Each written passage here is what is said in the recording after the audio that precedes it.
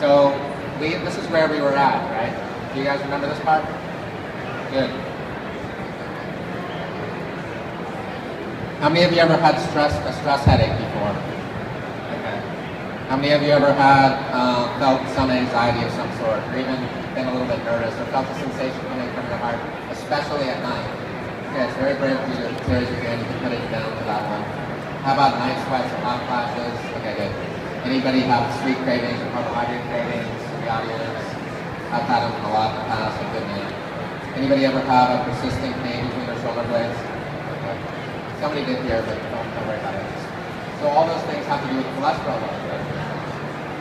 So the question was, what's good and what's bad, and what do we do about it? Or what was the last part? Oh, to explain it. So that's where it comes from. The LDL tends to be more putting it out from the liver into the peripheral tissue, and the others tend to bring it back to the liver. They have slightly different functions. The LDL is the one that is usually, thought of as being a problem because it's the one that deals with wound healing more so than the other ones. So it'll come to the area of irritation and start to lay down plaque. So for certain men, for example, when they're in their 60s, if they have really, really high levels of the LDLB or, oxidized low-density lipoprotein, there could be some kind of risk for them of heart disease, for example. So you could just take bromelain or whatever, go to somebody who can help you with that. I don't know if they have an aspirin or a statin deficiency. The only benefit to statins that they found through research is that they can help a little bit with inflammation, and while they're helping, they're hurting. Aspirin helps with inflammation too. It just blocks the pain pathway. So when you block a pain pathway, you're causing a lot of problems. You're preventing good fats from being metabolized. Inflammation isn't always bad, but some people are in a lot of trouble, so if they have too much inflammation, they end up, too much inflammation is not good, right? It doesn't mean they shouldn't get the medication, it just means that it's not good.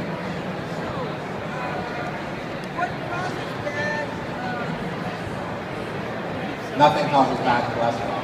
There is no bad cholesterol, so nothing causes it.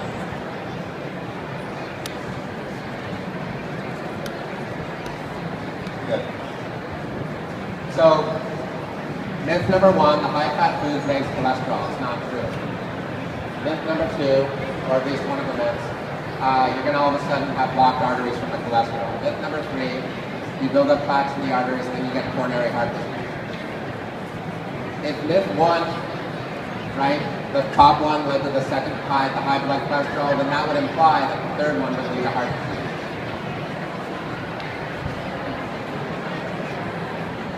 So do you guys this is what we've been led to believe. If you haven't been led to believe it, then that's good, but if you have, then that's not so good. Okay? So this is what we've been taught by an industry that's selling us statins. They were number one, I believe, 7 years ago. I haven't checked the latest statistics, but the statin medications were number one in terms of how well the medication sold. So they were the best-selling medication in the country about 7 or 8 years ago. Yay! Okay. Yay for statins. We're going to take more questions in a minute. I'm just trying to go through, and I thought they were good questions. A couple other myths that are interesting. Cholesterol blocks arteries, animal studies. Oh, anyone ever heard, it's okay if you haven't, anyone ever heard the study about the rabbits? The rabbits had a whole bunch of cholesterol, and then, nobody ever heard of that? Oh, one person heard about it. Let's see if we're going to talk about that. Here, we're going to talk about it right now. Okay, low-density lipoprotein cholesterol is often blamed for causing heart disease. Most heart disease, but there isn't any science to back this up, whereas there's clear research showing just the opposite to be true. However, rabbits are vegetarians, and when a vegetarian rabbit eats 50 times the amount of cholesterol that would ever be present in their blood, after a short period of time, they develop arteriosclerosis. I'm not sure what this has to do with humans, but some ingenious researchers think that there's a relationship between humans. Sorry if I'm talking a little too fast.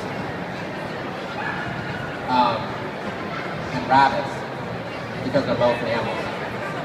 So some other known and obvious causes of arteriosclerosis are excessive blood levels of iron. diabetes mellitus, hypothyroidism, smoking, being a male, increased low-density lipoproteins in the blood, but really the trouble is that the low-density lipoproteins become oxidized in the presence of free radicals or excess glucose. So that anything that's stressful can cause cholesterol to go up, and that can also cause inflammation. So does anyone know what's classic? I mean, if you're a healthcare provider, then you do, but if you're not, you may not know. Anyone have any idea what's the real indicators of heart disease in a lab, in a blood lab? Lab, okay. C-reactive protein. That's right. So C-reactive protein is actually the real leading cause of heart disease, along with homocysteine levels that are too high. So C-reactive protein is a sign of inflammation, and then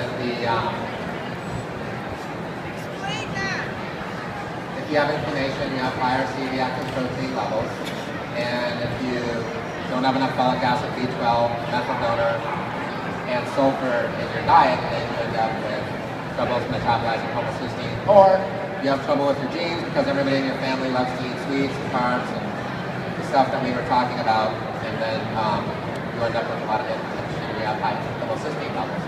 So the answer is to get somebody who can help you, who has the therapies to actually help. I have a video on my website under patient reviews of somebody named Sam Matthews.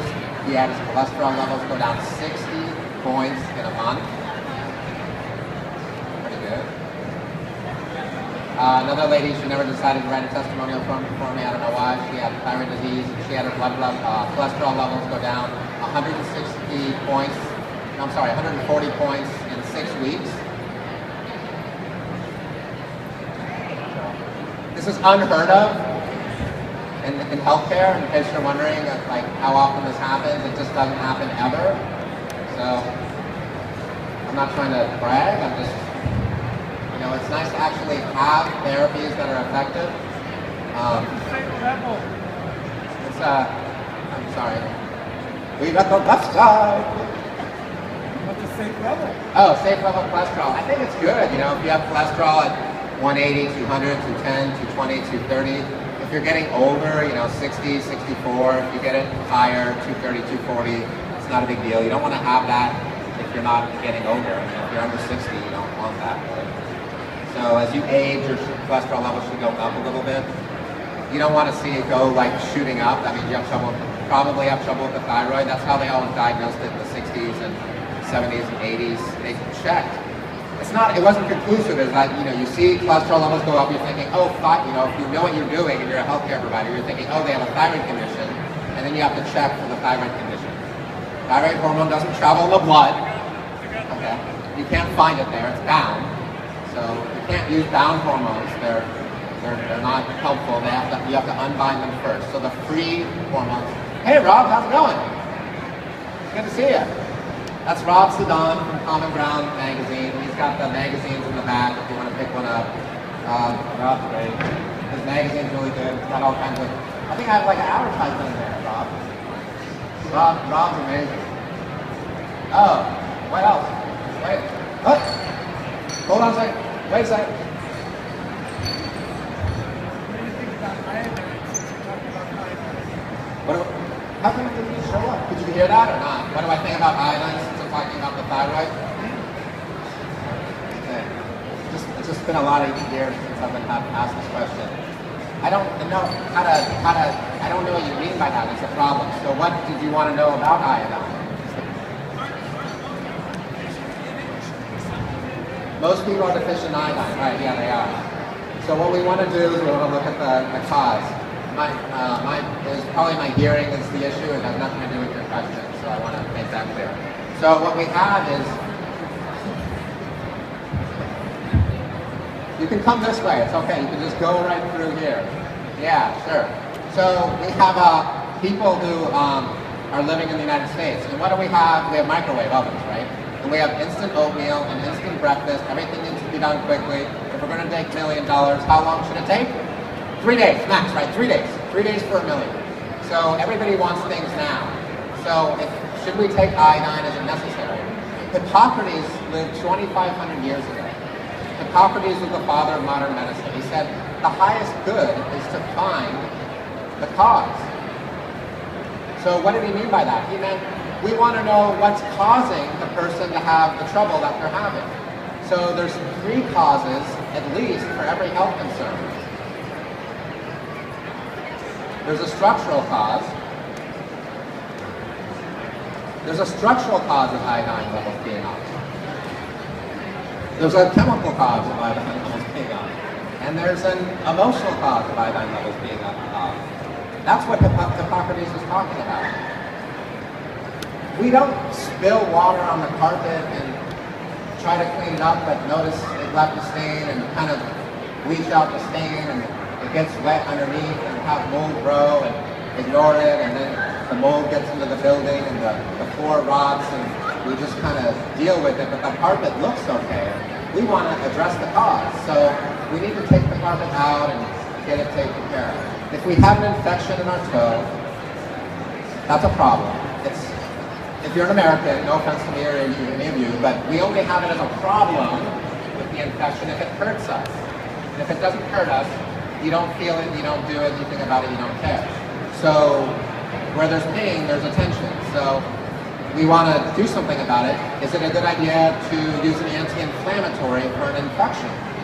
No, we want to address the infection. Use some kind of vermifuge. Vermifuge means the thing that gets rid of the cause of the infection, like something to get rid of the parasite, the fungus, the bug, whatever's the bacteria, whatever. So we want to address the cause. If we don't, the infection spreads, it goes up the leg, you get gangrene, you have to chop off your whole foot, that's a problem. The highest good is to find the cause.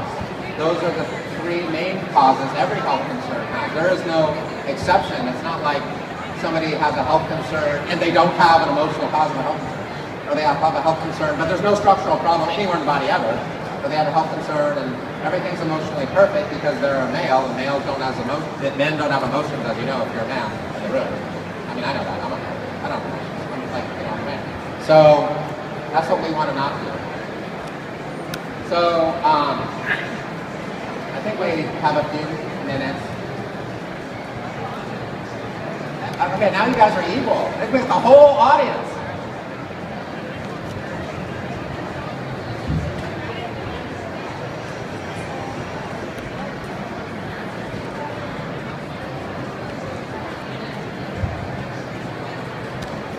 Okay, did you hear it or not?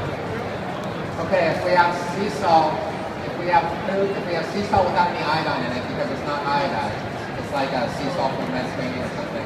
What should I eat if I'm not eating food with iodine? Good. Well, I thought the night together, but it didn't. So you heard what I said, though, right? So we want to address the cause. So I think it's good to have somebody who can kind of coach you along. Like with Michael Jordan, he had a coach. He was one of the best basketball players in the world. You know what I mean? It's not that he was the best because he was so. I mean, he was talented. He was amazing. You know, but he had a coach. So Obama has. I don't know about him. Shouldn't talk about it. Let's just talk about something a little less problematic. But anyone who's really good at anything, you know, they practiced and they had somebody who guided them. So if you're wondering what to eat, you should have somebody who knows what are good foods to eat. So the best source of iodine for a human being would be a fish, right? A dead fish that you cooked and ate. That came from the Atlantic, where there's not as much radiation as there is in the North Pacific. So we want to address the cause. If you eat, if you eat a lot of kelp and stuff like that, that's cool. I don't know. I don't think we want to do that. We want to address. We want to do a diagnosis. We want to find out what's causing iodine to be an issue. So, you know, maybe iodine's an issue, maybe it's not. Most Americans have not as much iodine as they need. A lot of people, you know, the number 1 cause of death in this country is heart disease. So, not many people know that the thing that causes the heart to work properly is the thyroid. A dysfunctional heart is the thyroid is like the backup generator for the heart. We talked about the thyroid a little bit because it's related to the heart and it's related to cholesterol. I think we should not ignore questions, so we better pay attention to it. Wait, I don't know. I think she was, and then we'll go back to.